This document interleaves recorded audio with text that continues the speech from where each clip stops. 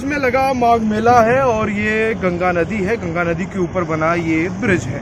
इसको जब हम पार कर रहे थे, यहाँ से जाने की कोशिश कर रहे थे, तो अचानक से हमें गंगा नदी का ऐसा हाल दिखा। आप देख सकते हैं किस तरीके से गंगा नदी में ये फोम बह रहे हैं जहरीले, और किस तरीके से गंगा नदी प्रयागराज में प्रदूषित है। और इसी के आरी बगल यहाँ पर कल्पवासी जो आए हुए हैं, जो तकरीबन 1 महीने के लिए यहाँ पर रुकेंगे। आप सोच सकते हैं कि किस पानी में यहाँ पर वो नहाएंगे। अब सवाल ये उठता है कि उनके स्वास्थ्य को लेकर भी बहुत सारे क्वेश्चन उठते हैं।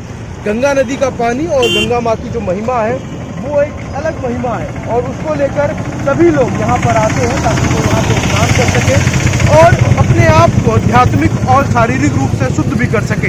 लेकिन इस तरीके से गंगा की सफाई करने की जिनकी जिम्मेदारियाँ थी, यानी कि जो सरकार यहाँ के राज्य में भी रही और वो सरकार भी जो इस समय केंद्र में भी है, जिन्होंने नमामि गंगे करके पूरा प्रोग्राम भी चलाया कि हम गंगा को स्वच्छ करके दिखाएंगे। 2014 में केंद्र सरकार का ये वादा था, और 2017 में जब चुनाव हुए थे तब योगी सरकार का ये वादा था कि जब सरकार में आएंगे तो ये काम करके दिखाएंगे। लेकिन आप सच्चाई देख सकते हैं, ये ग्राउंड रिपोर्ट देख सकते हैं कि किस तरीके से जो पक्षी है वो भी इस प्रदूषण का शिकार होते हुए नजर आ रहे हैं।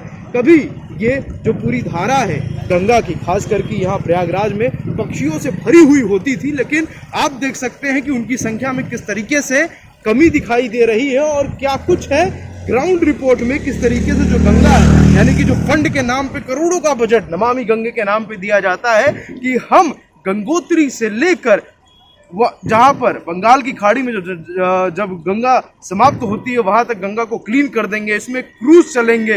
वाराणसी में मेगा शो होता है कि गंगा गंगा गंगा पुत्र मोदी जी, ऐसे करके टैगलाइन चलती है बड़े बड़े चैनलों पे। लेकिन सच्चाई आप देख सकते हैं किस तरीके से लोग इसमें फूल माला भी फेंक देते हैं, जबकि फूल माला फेंकना वर्जित है। प्रशासन ने इस पे रोक लगा रखा है, लेकिन प्रशासन कहाँ है?